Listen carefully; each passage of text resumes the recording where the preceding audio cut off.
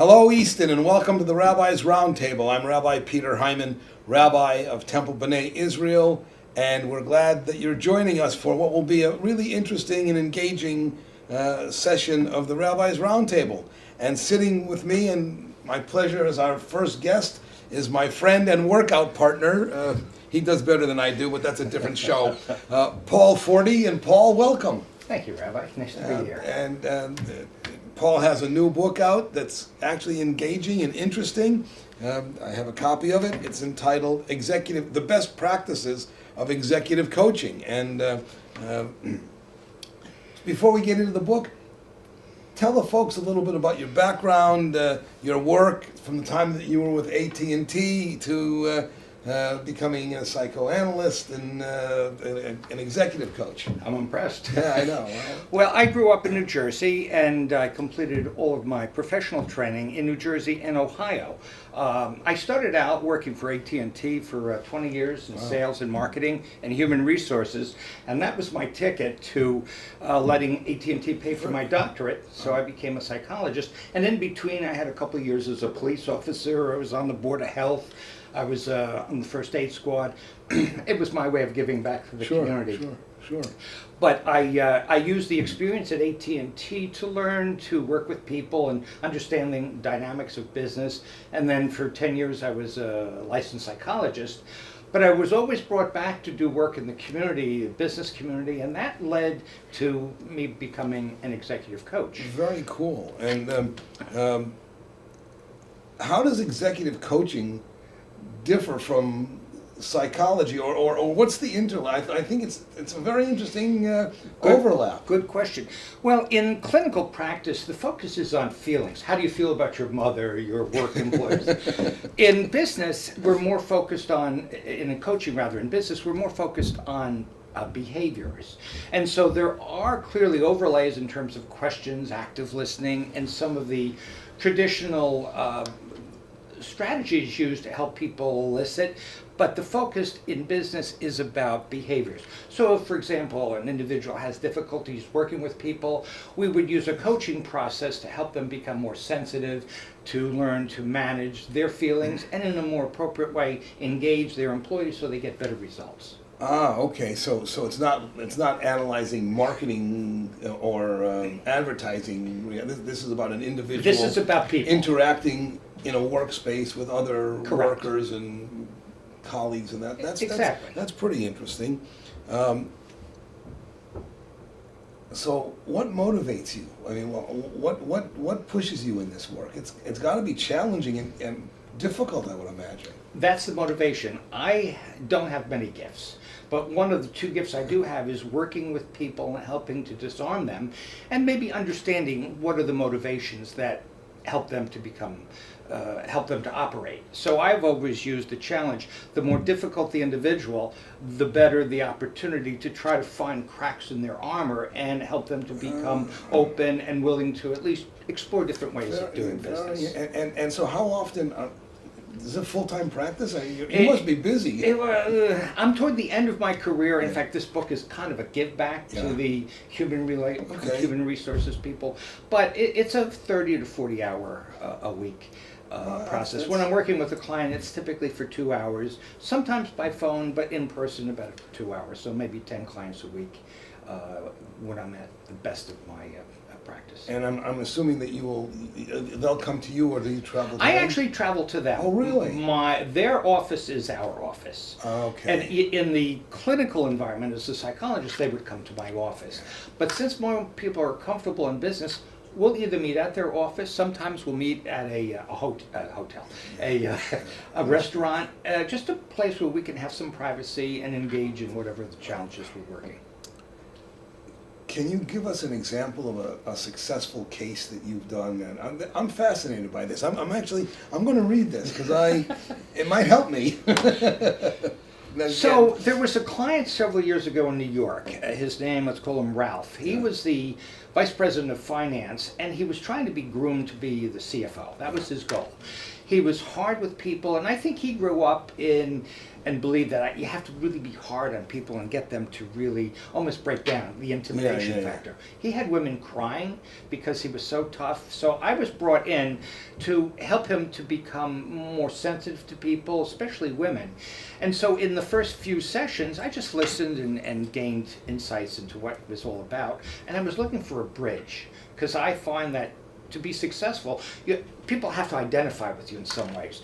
At the time, my ex-wife, we lived in and we were married in Huntington, Long Island, your neck of the woods. Well, close. So when I knew he lived and he went to that church, this is in fact what I said in our third session. I said, Ralph, when I first met you, I didn't like you. I thought you were a real SOB, and he gets really, and I said, but I didn't realize you're a great father, you're a great member of that parish, you're a great and giving member of that community. Do you think that we could find a way of taking those kind of attributes and bringing them to the workplace?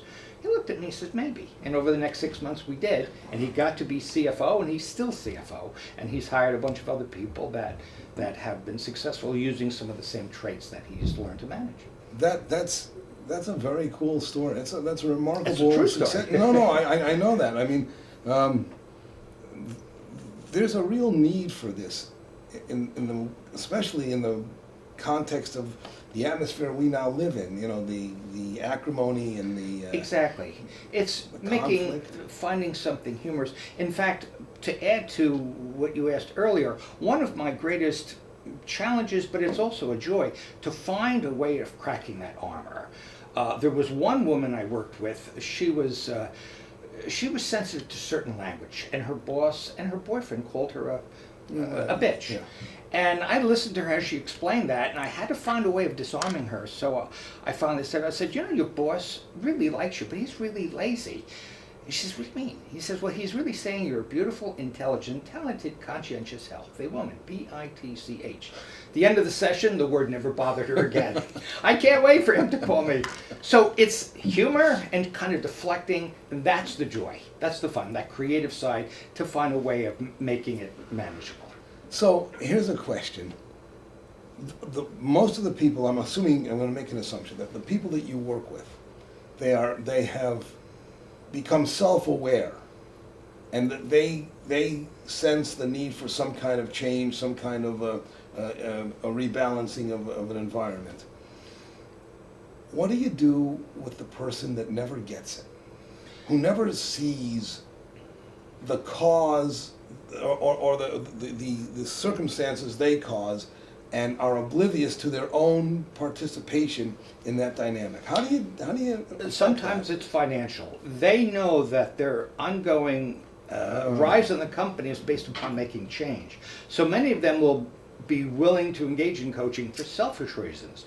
But then as I develop the relationship with them, I can use some of the strategies like straight talk, where I'm not going to BS you. I'm going to say, here, I'm working for you and with you, but what do you really want?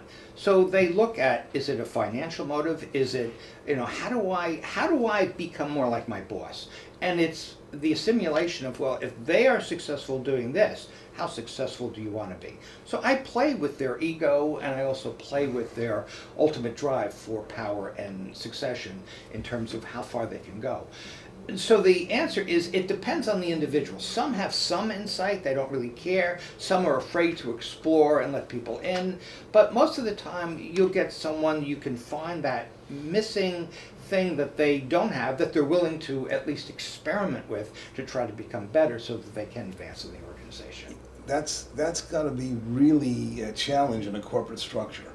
The downside or the barriers, maybe not downside, but the barriers that might prevent one from pursuing this avenue to amelioration can really be challenging. It is, and sometimes the individuals get in their own way. I had one woman, she grew up in an all-male organization, and she was tough as nuts, and she again push people to the point of breaking, and she was not getting any place. I was brought in and worked with her to teach her that you don't have to be hard with people, you have to be fair, and you have to give them opportunities. And the more that you train your people to be your representatives, that's a reflection on you as a manager, and they are your best. So it's like getting them to get out of their own way, to get out of the way they're thinking, and at least to give them opportunities to try to do different things. Do you have a website, or do you have a? I don't. I never used a website. It was just a personal connection. Okay. And so if somebody's out there listening who has 6 employees, one of whom needs help, it would just be come to the Y in the morning. Yeah, Exactly. You'll see us on the elliptical. Well, I do have a website, and it's a pj40phd@yahoo.com. Okay. But a lot of my business is strictly through relationships of people that I know. Sure. Provide other business. In fact, that earlier individual that I spoke with, he had several employees throughout the country, and he had a gentleman in Texas who similar behaviors, and he was investigated in his company. He was president of this group, and they said, you haven't done anything wrong, but you need coaching, so here in Dallas we're going to get you. He said no. He got on the phone to Ralph and he said, who is that guy that you use, referring to me, because I want to use him because he's the one that I want to work with, and I got that position or that project just because of the connection. Very interesting, and so you not only have done good, but it's actually documented that your success rate. That's impressive. Try. No, that's not being gratuitous. That's very impressive.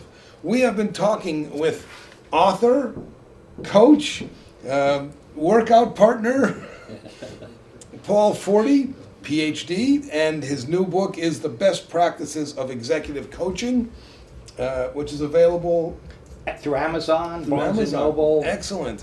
This has been really interesting. Paul, thank you for being at the Rabbi's Roundtable. Appreciate it. You'll come back. We'll talk more. I will look this. forward to it. Thanks so much. Easton, we will be right back.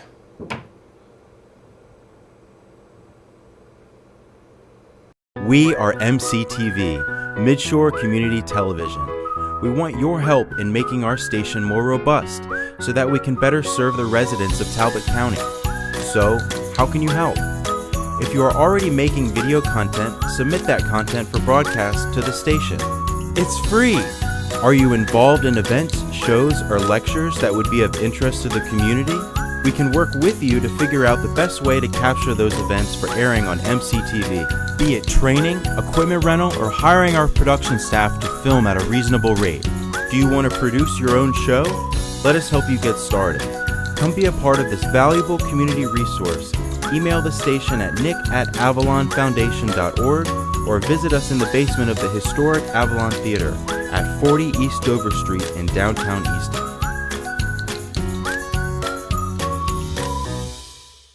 And we are back, and welcome again to the Rabbi's Roundtable. I'm Rabbi Peter Hyman, Rabbi at Temple B'nai Israel, and we are coming to you from the studios of MCTV in the basement of the Avalon Theater. And sitting with me and joining me at the round table now are 2 friends and leaders in the community, Dave Bobrow and Robin Steincoff.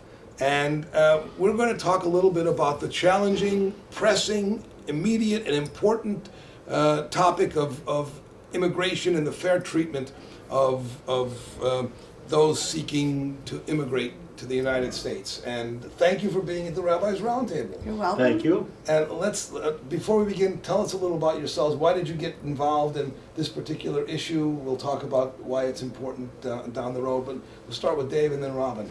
Okay.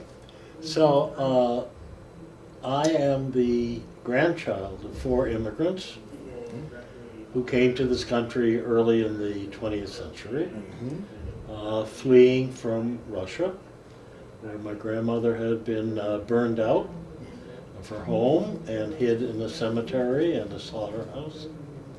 And when they came, they had young children who would not have been admitted under the family separation policies that the U.S.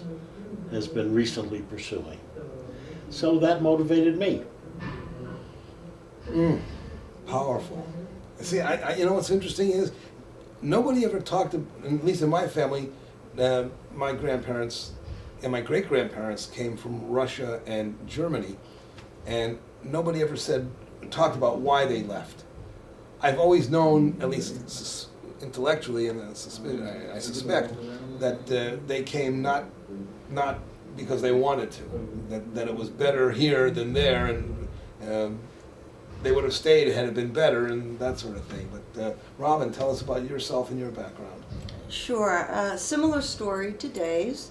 I'm second generation in this country, and my grandparents fled what was then Russia, Poland, to come to the United States. My maternal grandparents got here safely, whereas my paternal grandmother, she was the only one out of a family of 6 to successfully, safely arrive in the United States. And as you pointed out, Rabbi, a lot of families, this has not been conversation. Right. People that go through these types of horrors, by speaking about them, there's a level in which they're reliving their experience. And since the experience was so horrific, Yes. they prefer not to. Yeah. So it was more of a piecing together of the history over the years that has led to a degree of concern and sensitivity to the plight of people coming into, in this case, the United States. So that's one area of concern. I tend to be very fair-minded, and I'm very concerned about what seems to be a very clear lack of equity and lack of fairness Yep.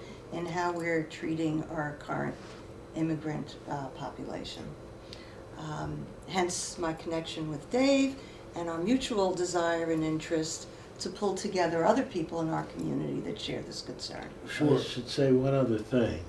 You know, I've had the opportunity of living in many countries as a foreigner, as a stranger. Mm-hmm.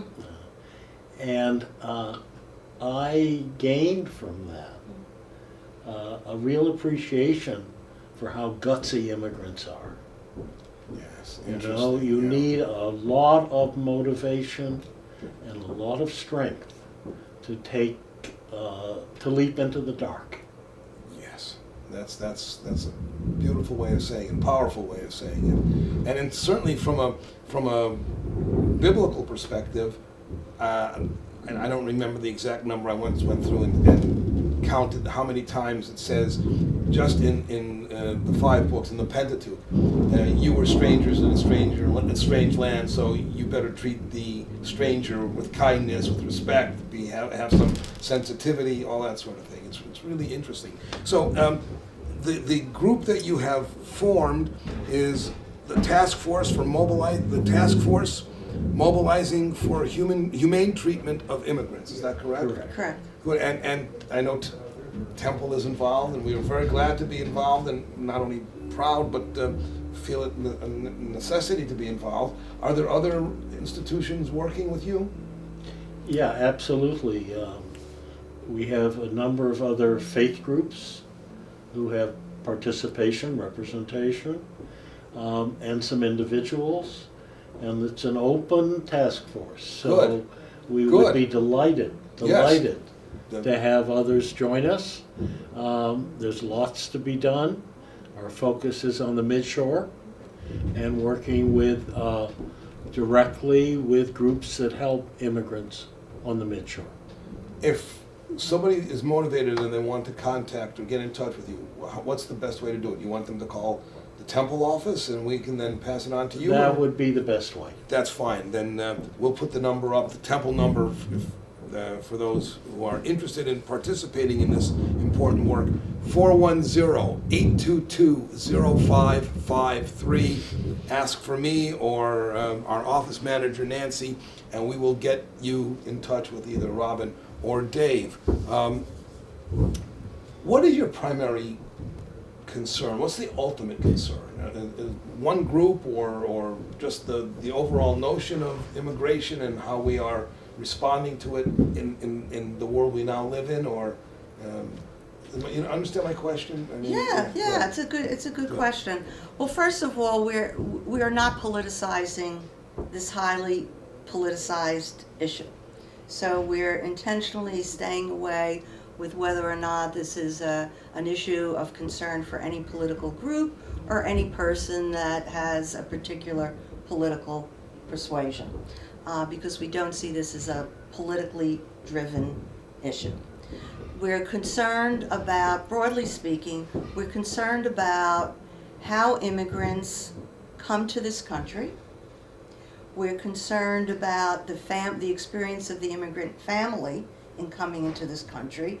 And then we're concerned about the immigrants that are in this country, initially under a visa that may have expired, and what is their access to citizenship, and how we can support them and not immediately go and consider deportation and exclude them from being part of the American experience, but be inclusive and create opportunities for our immigrants to be part of our culture. So everything that's involved in that experience for the immigrant population. So coming from that very broad picture, we have developed some very specific actions that are occurring. Share them, please. We'll do. Okay. One is a big need here is for transportation for some of our immigrant families that have to show up in Baltimore, Salisbury for hearings. Okay. So without a lot of notice, families need to get transportation from Easton, for example, to Baltimore. That costs about $180 in taxi fare. Yeah. Plus, whoever transports them needs to stay there with them, Right. and you can't predict how long a court hearing will take. And then, of course, getting the family safely back again. So now there's a cadre of about 10 to 12 Nice. volunteers. Good.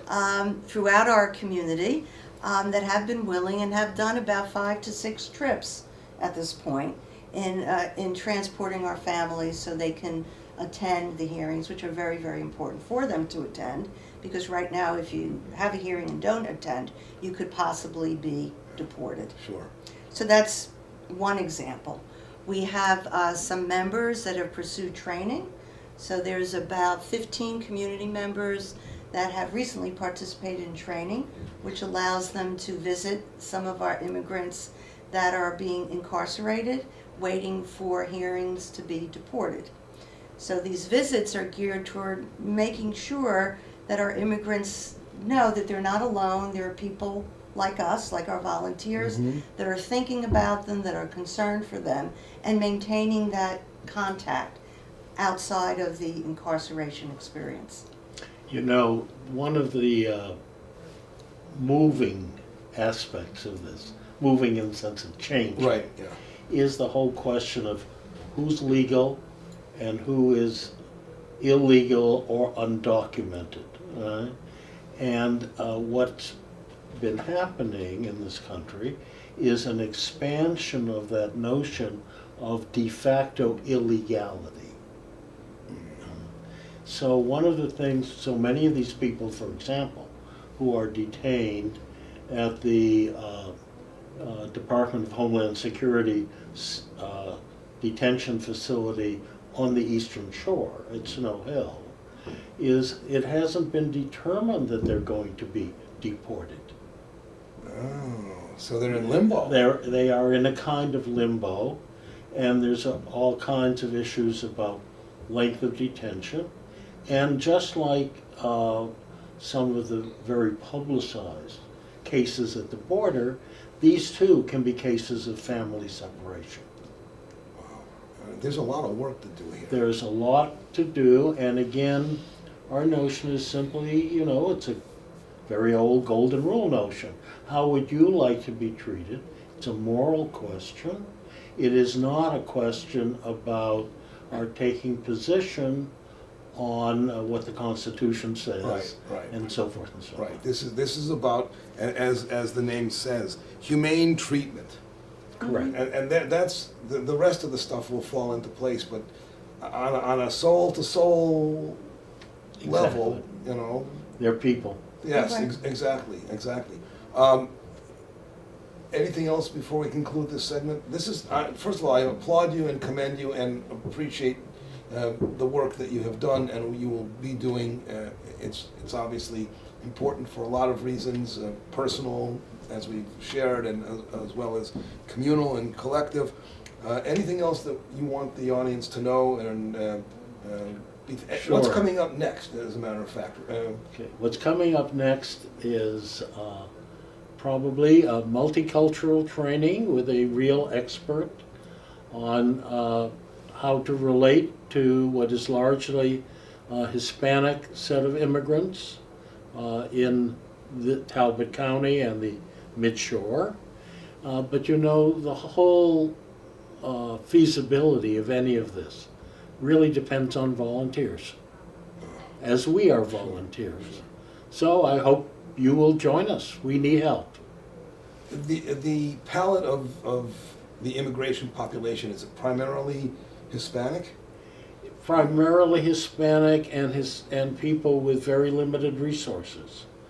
There are a great many non-Hispanic immigrants here, for example, in the medical care community, but they often have more resources and need a different kind of help than we're in a position to provide. Interesting. So there is an economic factor as There well. always is an economic always. factor. Well, this has been informative and enlightening, and really, I think, from my perspective, very important. We've been talking to Robin Steincoff and Dave Bobrow, who are chairing the task force mobilizing for humane treatment of immigrants.